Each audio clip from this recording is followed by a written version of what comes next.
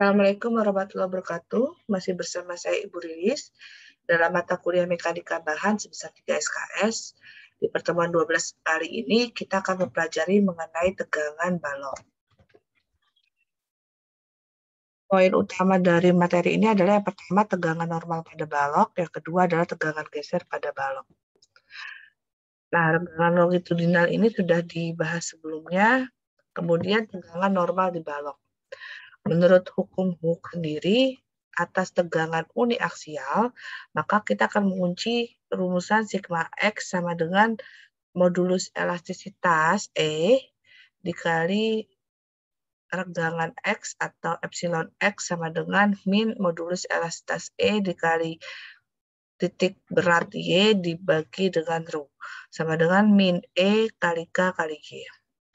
Nah, nanti dari sini semua kita akan mendapatkan M sama dengan, atau momen sama dengan K dikali E dikali I, di mana K itu adalah 1 per rho, sama dengan K itu kelengkungan yang sudah dibahas di pertemuan 11. K sama dengan 1 per rho, sama dengan M dibagi EI.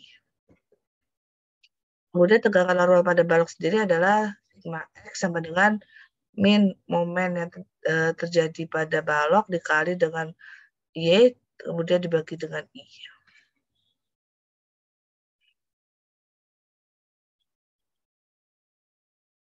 Nah, kemudian kita hitung seperti ini, nanti hubungan tegangan tarik dan tekanan tekannya yang kita dapatkan seperti ini. Nah, kemudian tegangan lentur maksimum yang terjadi itu kita mengunci bahwa tegangan lentur tarik dan tekan maksimum bekerja di suatu penampang. Biasanya terjadi di titik yang terletak paling jauh dari sumbu netral, karena sumbu netral itu biasanya nilainya 0. Di mana regangan 1 atau sigma 1 sama dengan min MC1 dibagi dengan I, sama dengan min M dibagi dengan modulus dari potongan penampang atau S1. Sedangkan sigma 2 sama dengan MC2 dibagi I sama dengan M dibagi S2. Di mana nilai modulus penampang atau section modulus S1 sama dengan 1 per C1, sedangkan S2 sama dengan 1 per C2. Kemudian momen inersia dan modulus dari penampang.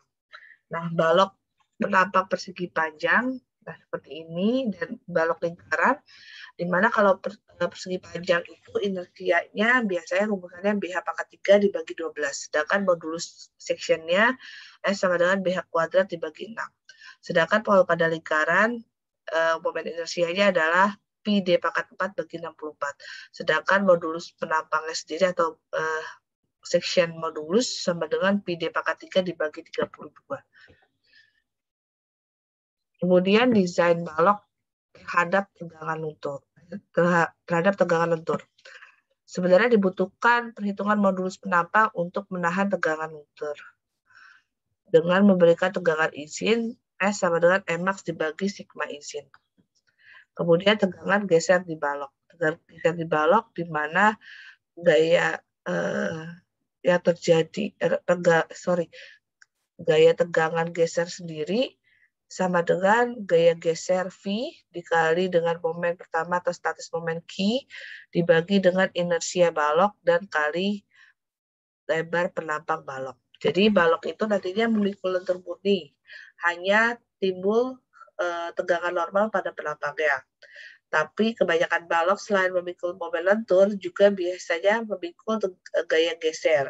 Sehingga selain tegangan normal akan timbul juga gaya geser.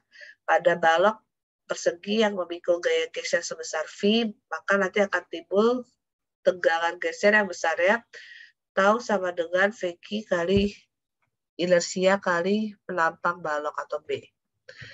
Kemudian momen pertama Q dari bagian yang di akhir, nah yang ini, Q sama dengan B dikali H per 2 min Y1 dikali Y1 plus H per 2 min Y1 per 2. Sama dengan B per 2 dikali H kuadrat per 4 min Y1 kuadrat.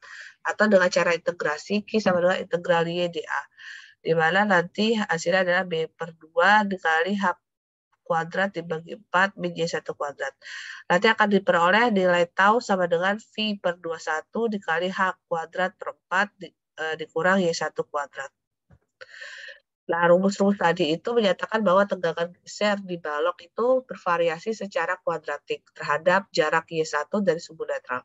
Kita harus perhatikan bahwa pada tegangan geser menjadi sama dengan 0 saat Y1 sendiri sama dengan H per 2 atau berada di serat terluar balok.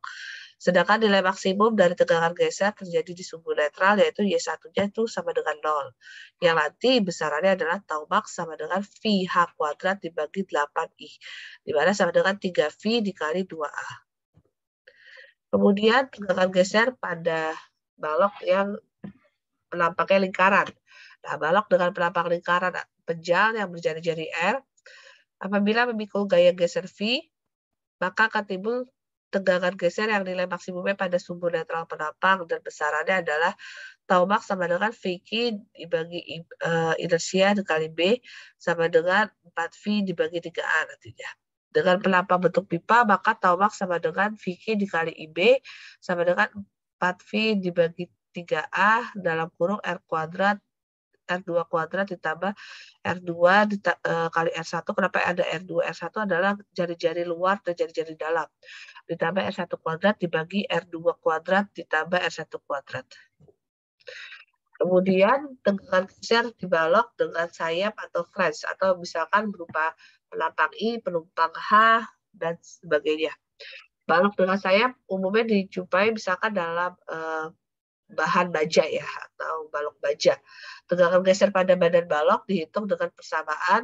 Kalau yang di badan adalah tau max sama dengan V dibagi 8I kali T dalam kurung BH kuadrat min BH1 kuadrat ditambah TH1 kuadrat. Sedangkan tau min sama dengan VB dibagi 8I dikali T dikali dalam kurung H kuadrat dikurang H1 kuadrat. Nah, nantinya tegangan geser yang terjadi di sumbu netral ini dan tegangan geser minimum terjadi di pertemuan antara badan dan sayap. Nah, ada lagi balok yang tersusun beraliran geser. Itu ada beberapa poin. Yang pertama adalah balok itu tersusun dari 2 atau lebih bagian bahan yang digabungkan, nantinya akan menjadi namanya balok tunggal. Nah, balok seperti ini biasanya memiliki beberapa bentuk ya, untuk memenuhi kebutuhan arsitek ataupun struktural. Untuk mendesain balok susun, jadi balok itu didesain seolah terbuat dari satu bagian dengan memperhitungkan baik tegangan lentur maupun tegangan gesernya. Selanjutnya, sambungan antar bagian elemen yang menghubungkan menjadi balok susun itu harus disusun dengan menjamin bahwa balok benar-benar menjadi satu kesatuan tunggal walaupun dia terdiri dari beberapa bagian. Nah, untuk mendesain sambungan yang mencukupi, maka perlu kita tahu bahwa aliran geser atau shear flow-nya yang akan terjadi itu cukup dipikul oleh desain balok tersebut. Kemudian besar aliran yang terjadi itu rumusannya adalah F. Nah, F sama dengan VQ dibagi dengan I. Nah, daerah yang menentukan nilai Q-nya sendiri sangat tentukan dari bentuk penampang. Nah, yang A adalah momen pertama dari luas sayap. Sedangkan yang B itu adalah Q-nya itu berupa momen pertama dari profil kanal. Kemudian yang C itu Q-nya berupa dari momen pertama dari sayap yang atas. Nah, balok dengan beban aksial. Beberapa elemen struktural sering dijumpai aksi simultan antara momen lentur dan gaya aksial. Biasanya besaran tegangan normal akibat aksi momen lentur dan gaya aksial adalah sigma sama dengan N per A min MY dibagi I.